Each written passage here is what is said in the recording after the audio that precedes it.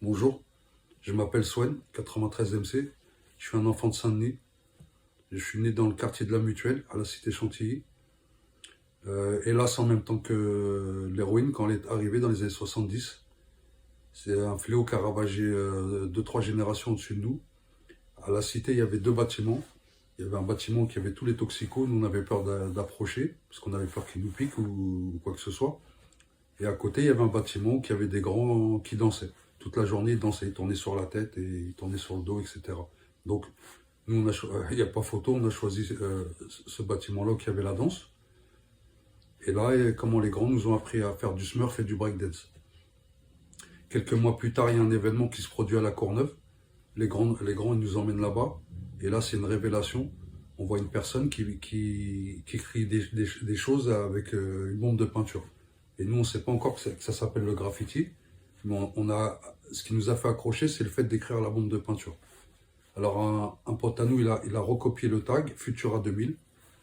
Et au début même, on croyait que c'était Turura 2000 parce que le F, on croyait que c'était un T. Et on est parti au Euromarché, on a volé des bombes, on a été à la cité, on a tout massacré. Et quelques mois encore après, quelqu'un arrive parce que ses parents ils divorçaient, donc il venait dormir à la cité chez sa grand-mère. Il avait déjà été à New York, il était un peu au courant des règles du graffiti et tout ça, et c'est lui qui nous explique qu'il faut se trouver un nom et créer son propre groupe. Alors moi je me suis pas trop fatigué, je m'appelle Sohen, S-O-H-E-N, j'ai enlevé le O et le H et j'ai mis un W à la place. Et arrivé au collège, j'arrive au collège, je vois que dans tous les quartiers, il y avait du graffiti, mais comme on ne savait pas. On se connaissait tous plus ou moins par rapport au foot ou à la boxe. Donc on a décidé tous de se réunir, malgré les conflits qu'il y avait avec les grands entre certaines cités. Nous, on a fait abstraction de ça, là, c'est le graffiti qui nous a réunis. Et on a formé un groupe, le 93 MC, qui veut dire le 93 Mafia Crew, qui réunissait à peu près une personne de chaque cité de Saint-Denis. Et on est le premier groupe à revendiquer notre département, le 93. Parce qu'avant, le graffiti appartenait uniquement aux Parisiens, on va dire.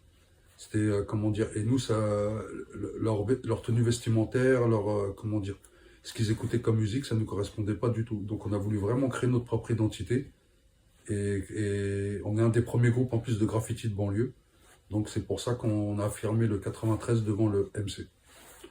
Ensuite, on a appris que le support numéro un, c'était les métros. Nous, on avait la chance d'avoir la ligne 13 en bas de chez nous, donc on a commencé à s'attaquer au métro. On en a fait un, deux, une dizaine. Et ensuite, on s'est attaqué au hangar principal, le Châtillon-Montrouge, et on a réussi à faire 30 métros en une soirée. Et c'est ça qui a fait, on va dire, exploser, je ne vais pas te dire notre carrière, tu vois, mais c'est ce qui a fait vraiment, ce qui a fait notre notoriété dans ce milieu-là. Et ensuite, grâce à ça, ce qu'il faut savoir, nous, quand on était petits, on voulait rentrer dans le groupe NTM, pas le groupe de rap, mais le groupe de tag et de graph, parce que c'était le meilleur groupe. Et ben à la finale, ceux qui sont venus nous voir, on a fusionné avec eux. On a fait 93 NTM, d'où est sorti le groupe Suprême NTM de musique. Ensuite, on remet une couche sous le nom de 93 NTM. On remassacre, métro, train, on s'en prend même au Concorde à Roissy, l'avion. Et ensuite, arrivé vers les années début 90, en 93, j'arrête le graffiti un petit peu, je fais une petite pause. Je reviens en 98 et là, le graffiti a changé parce que là, l'argent commence à arriver dans notre milieu. Les ventes aux enchères, les expos et ceci, cela. Donc, on est sollicité pour mettre le pied à l'étrier un petit peu parce que c'est nouveau, personne ne connaît ça. Parce que depuis Andy Warhol, le pop art et tout ça, l'art tourne en rond. Ils ont cru que le graffiti c'était éphémère, mais là ils s'aperçoivent que ça fait 40 ans que ça dure.